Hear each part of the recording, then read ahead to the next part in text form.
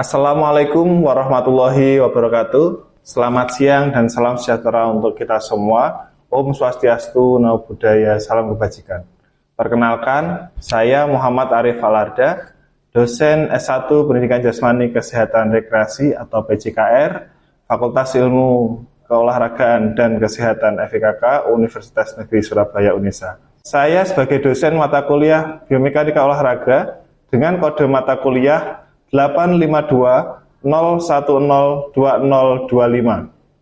Mata kuliah ini diselenggarakan di Prodi S1 PJKR Unesa pada semester keempat dengan status sebagai mata kuliah wajib untuk mahasiswa, bertujuan untuk membekali mahasiswa di Prodi S1 PJKR untuk memahami mekanisme gerak dan dapat mengembangkannya ke dalam pembelajaran PJOK untuk meningkatkan kemampuan gerak dasar dan keterampilan siswa.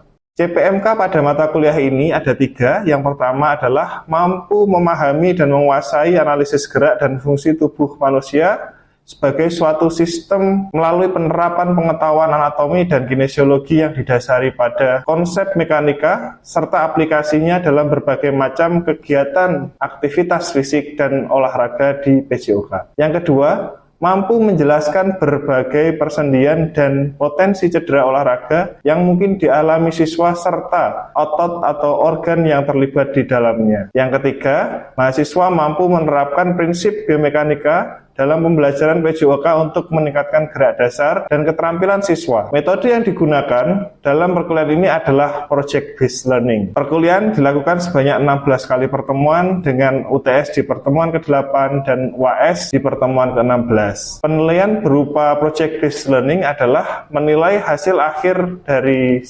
mahasiswa, yaitu adalah membuat proyek analisis gerak yang dikaitkan dengan proses pembelajaran PJOK, bisa berupa materi ajar yang diselenggarakan di sekolah maupun analisis gerak dasar dan range of motion atau keleluasan sendi gerak. Demikian pengantar dari saya. Untuk selanjutnya, mari kita simak bersama pembelajaran biomekanika olahraga pada kelas internasional 2023I di Prodi S1 PJKR. Selamat menyaksikan. Kemudian pada hari ini, marilah kita berdoa agar diberikan kelancaran dan kemudahan dalam melaksanakan tugas ataupun pembelajaran di mata kuliah kita.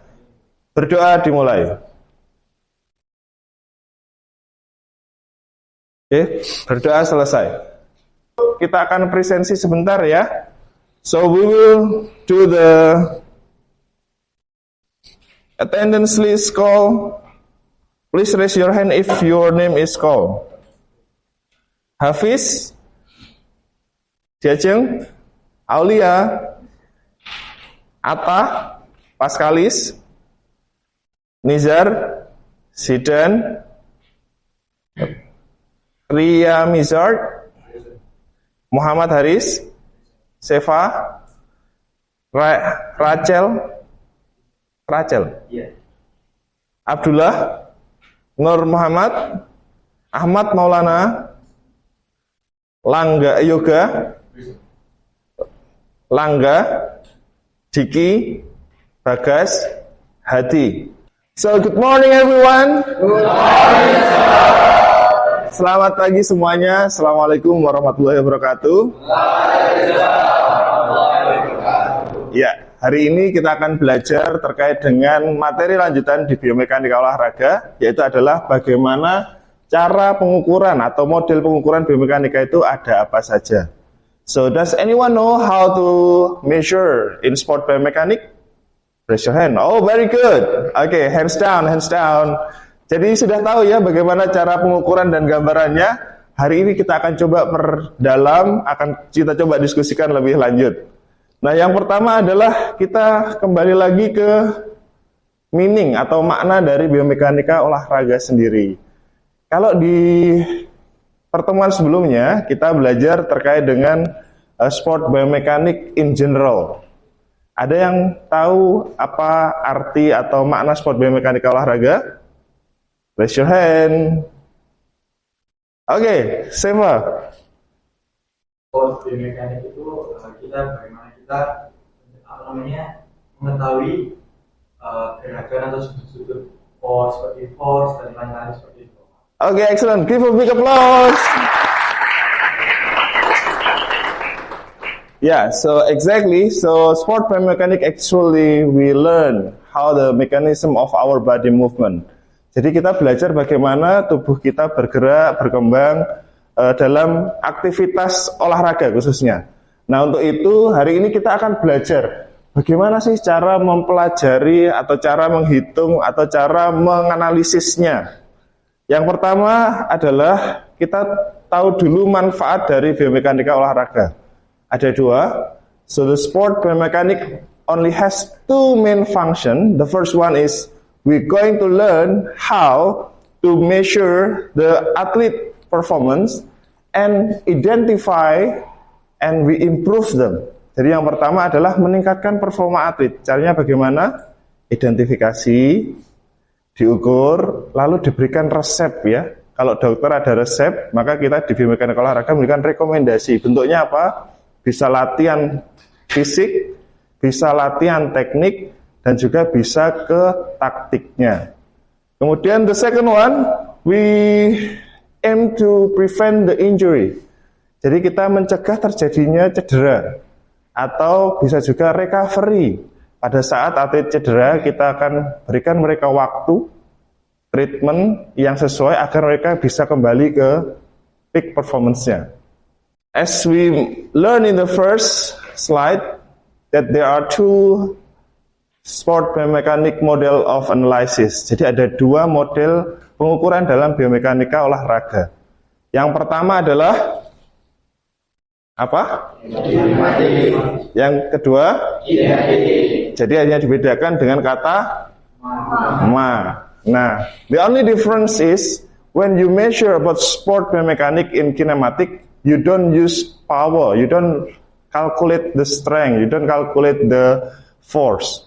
But if you measure the kinetic, you do that. Jadi kalau di kinematika, kita hanya fokus pada sudut ya, kecepatan, waktu, gitu. Tapi kalau kita sudah masuk pada kinetik, kita memperhitungkan ada gaya, ada massa, ada power, dan seterusnya. So, are you ready to learn about that? I cannot hear you. Okay, that's good, that's good. Let's start. So, the first one is about kinematic analysis. So, if you see this screen, so what are the thoughts coming in your mind? Jadi kalau saudara lihat gambar ini, apa yang saudara bisa nilai, apa yang terfikirkan gitu? The postures. Please say more. The angle, sudut, power, kecepatan, velocity. Yes, that's right. So as we see here, there are three different types of measurement. Ada tiga hal yang dinilai, komponen yang dinilai. Yang pertama adalah postur. Postur itu ya mulai dari posisi badan kita, posisi cara memegang, namanya club ya, kalau bahasa awamnya stick golf, tapi bahasa Inggrisnya adalah golf club. Nah, yang kedua adalah measurement of the velocity, kecepatan. Dan yang ketiga adalah prediction of the result. Jadi kalau saudara mengukur secara kinematik gerakan seperti ini, kira-kira bisa tahu enggak jarak atau estimasi jangkauan hasil pukulannya? Bisa. Are you sure? Really? Okay. So the thing is, let me get the result on it. Okay, first one is about the velocity. Velocity is the constanta of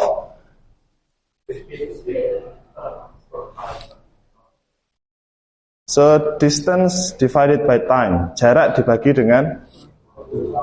Nah, the distance. So if you're coming here, the speed is about 33 meter per second. So what is that mean? Artinya apa? Kalau kecepatannya 33 meter per second. Kenapa? Per meternya dapat, per detiknya dapat 33 meter. Betul. Jadi bola ini dalam 1 detik bisa lari 33 meter. Oke? Got it? Oke. Jadi di sini ada waktu, ada jarak. Yang ketiga yaitu adalah postur. Kira-kira postur ini apa yang diamati? Sudut? Sudut apa? Kalau saudara main golf ini ya, misalnya saudara main golf gerakannya hanya ini aja. Nah, ada yang mention range of motion. Apa itu range of motion?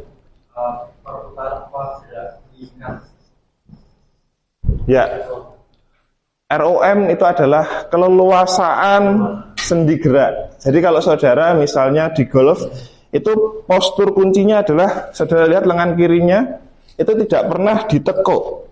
Jadi kalau pada saat dia swing dia harus lurus, kemudian impact lurus baru dia ditekuk.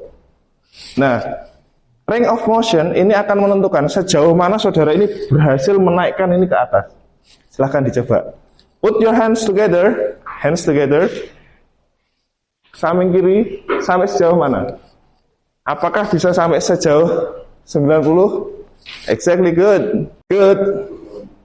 So, ini rasakan tidak ditekuk ya. Jadi semakin saudara range of motion-nya bagus, maka lecutannya akan semakin mudah. So as a result, you cannot see and measure by your own eyes. Jadi hasil ini saudara tidak akan bisa lihat dengan mata langsung, kecuali saudara elit atlet ataupun pelatih. Harus membutuhkan media yaitu adalah sport biomekanik. Nah, tujuannya apa? Ketika kita tahu, oh ternyata ROM saya kurang maksimal, maka apa yang harus dilakukan? Improving, memaksimalkan. Caranya bagaimana? Practice. Apa yang dipraktis? Yang dilatih apa? Sendi? Kelenturan? Mobilitas. Sendi, kelenturan, mobilitas. Nyambung. Kelenturannya caranya bagaimana? Nah, itu adalah ilmu dari kinesiologi. Jadi itu teman-teman atau hal yang bisa kita lakukan di sport kinematik dalam biomekanika. Yang kedua adalah we aim to maximize the power. Jadi kita dengan sport biomekanik itu bisa mengidentifikasi gerakan yang memungkinkan tidak memaksimalkan, bisa memaksimalkan kapasitas kita. Contoh, ini olahraga apa? Weightlifting. Atau bahasa Indonesianya angkat. Bedanya angkat besi dan angkat berat tahu? Kalau angkat besi itu barnya sampai ke atas. Kalau angkat berat bisa gini ya. Jadi tidak sampai full body. Nah, ini yang kedua adalah analisis kinematik dengan rubrik. Jadi ini adalah rubrik. Di sini ada kategori. Kemudian kita cek misalnya muscle tight, back flat, shoulder above the bar. Jadi pada saat gerakan awalan itu ada beberapa kriteria. Misalnya muscle tight.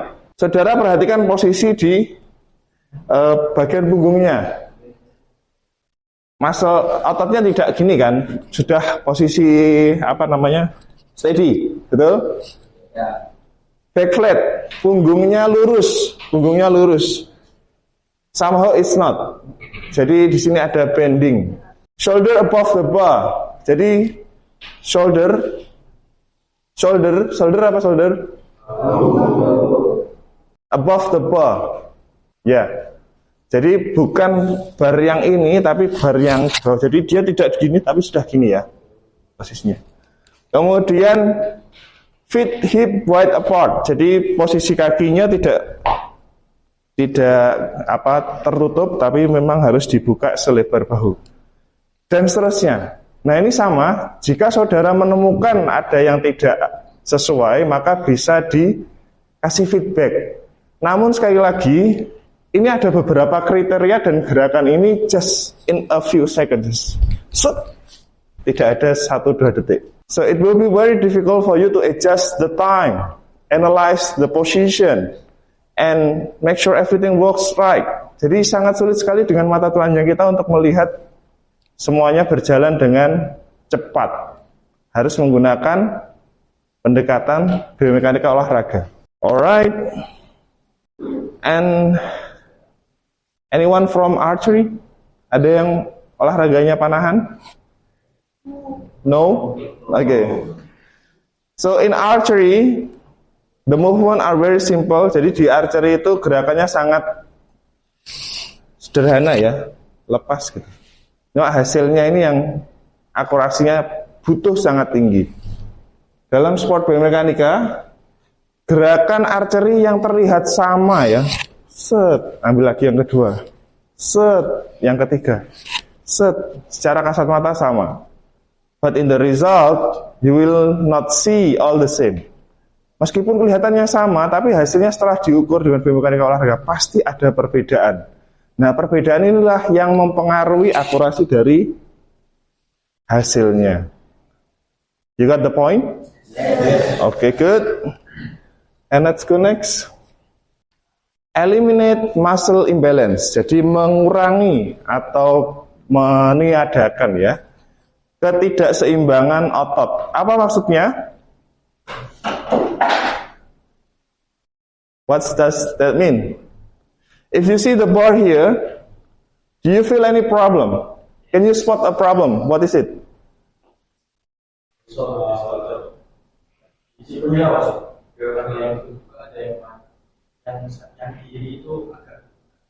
Okay, so do you see that? Masalahnya ada di mana? Sudut siku. So if you see here, hold on.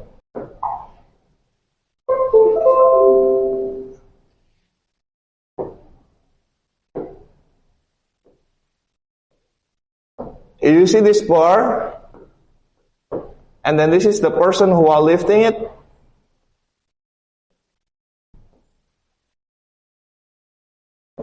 And this is the hands. Jadi kalau saudara lihat posisi bar yang tidak sejajar, misalnya ini ada,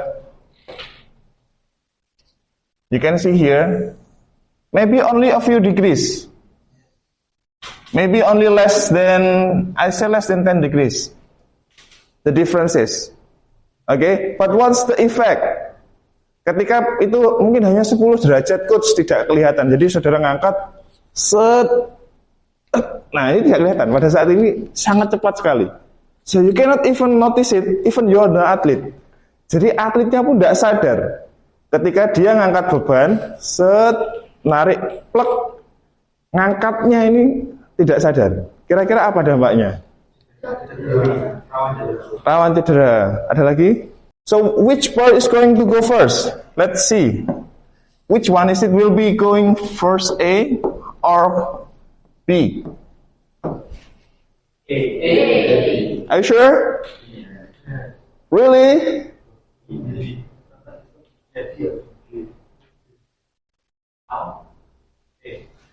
Wait. Repeating question. So the bar is B is higher. Higher, this is lower. And it's about 10 degrees, the difference is. This is higher 10 degrees, this is lower 10 degrees. Kalau timbangan itu miring ini. Karena apa? Berat sebelah atau power kemampuan ototnya tidak seimbang. Tumpuannya ada di salah satu tangan. Resikonya adalah, remember the cross theory? So when you're pushing forward,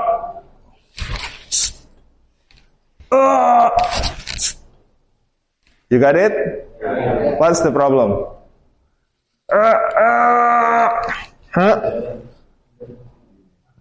Apa yang otot yang paling cedera? Ya, mulai dari, jadi namanya kinetic chain ya. Dari satu rentetan nurut ke bawah, ini semuanya beresiko. Karena apa? Didorong dulu, dipaksa dulu. Okay, so you got the point, right? Okay, let's go back. Clear? Let's go back to the screen. Okay.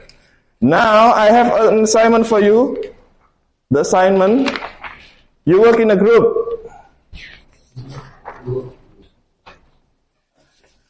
Three people.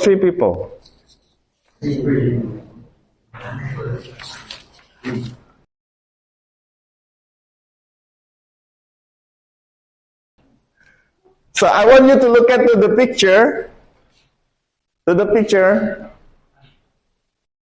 and tell me what is the problem, what is the occasion on that screen.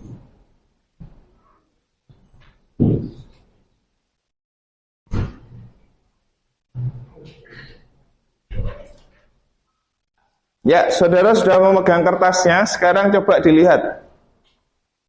Kalau dilihat dari postur ini, kira-kira bagaimana cara memaksimalkannya?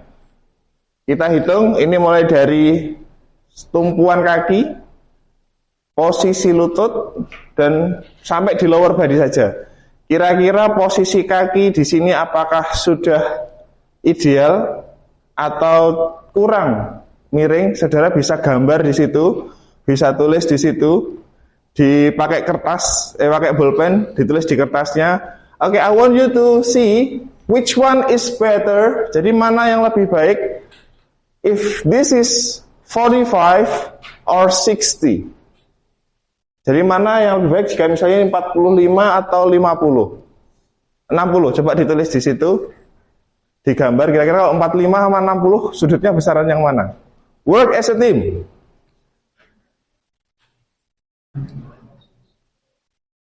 You can work as a team.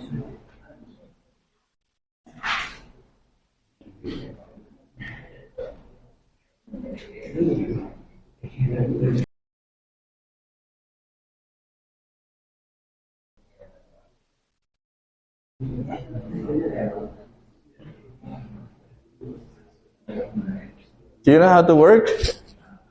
Just ditulis saja gak apa-apa. Okay, the first thing I want you to know is about the distance. If he run in 100 meters. Okay, let me see in bahasa ya. Jaraknya 100 meter. Jika jaraknya 100 meter dan waktunya mungkin 11 detik, kira-kira berapa kecepatannya?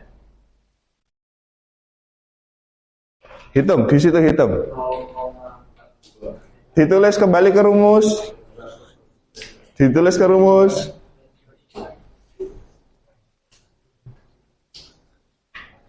Ditulis di rumus.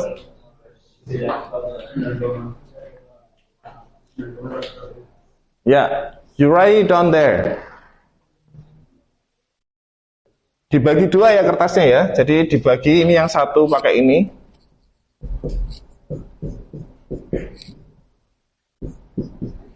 Berapa hasilnya?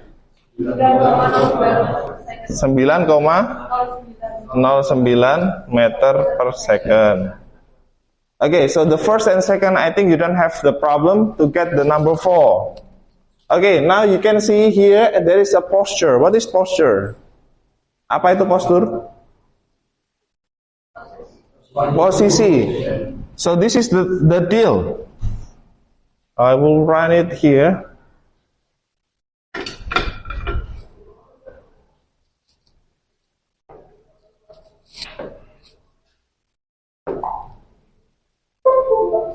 Here's the deal, guys.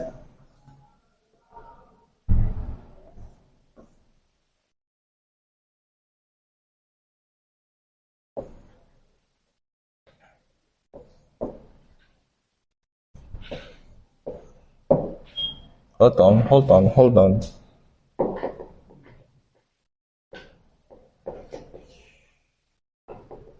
Let's come back here.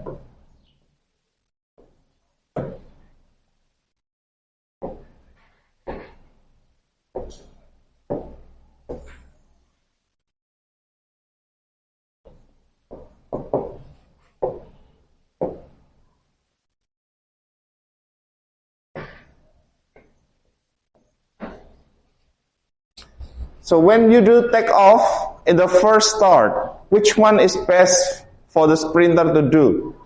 Would it be 60 or 45? 45. Are you sure? Yes. How if I make it 30?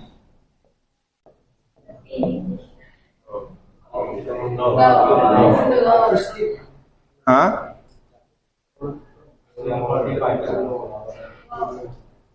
Which one? 45. Are you sure? Yes. Well, when we do the gerak parabola ya, gerak parabola,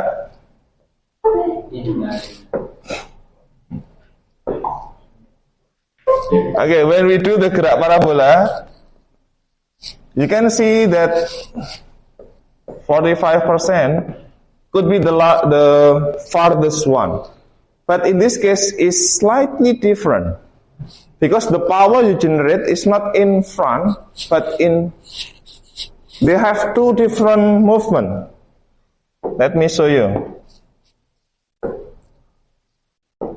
Jadi ada dua tipe gerakan. Yang pertama adalah gaya ke atas, atau kita sebutnya GRF. Apa itu GRF? Ground Reaction Force.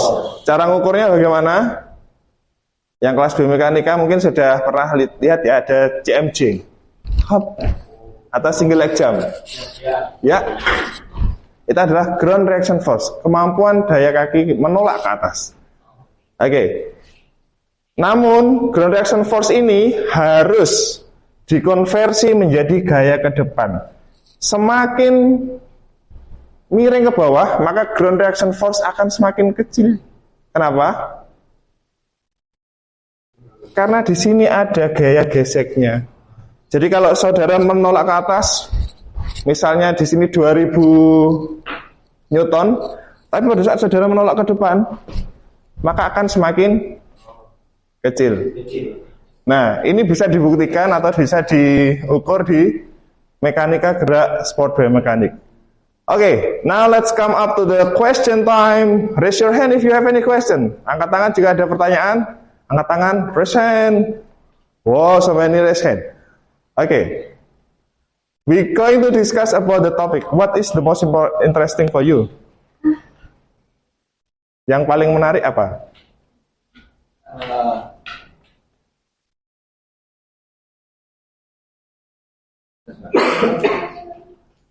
Mungkin kalau dari saya ini Pak, apabila kita sudah mengetahui itu bagaimana supaya nantinya bisa hasilnya jauh lebih baik lagi, itu kita bisa tahu mana yang harus diimprove, itu bagaimana? Oke, good. Jadi setelah tahu maka apa yang harus ditingkatkan?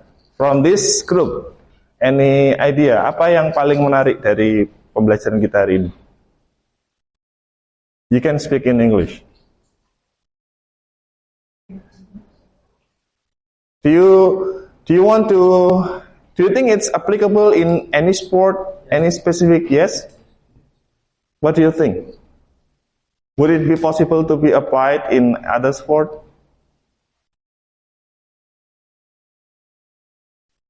Yes? Yes. Okay, good. So I think this will be the conclusion of our study. So after this, you can continue working on your side, on your paper side, and after the class, we can submit and have some assignment about it. Jadi setelah selesai kita lanjutkan dalam penugasan kelas. Okay, so that's all of the lesson for the day. I hope you guys enjoy the class. And before we dismiss the class, let's pray to the God and hope Him give us blessing in our learning. Sebelum kita tutup perkuliahan pada hari ini, marilah kita berdoa agar diberikan kelancaran dan kemudahan dalam melaksanakan tugas ataupun pembelajaran di mata kuliah kita. Berdoa dimulai. Oke, berdoa selesai. Thank you everyone and see you next week. Assalamualaikum warahmatullahi wabarakatuh.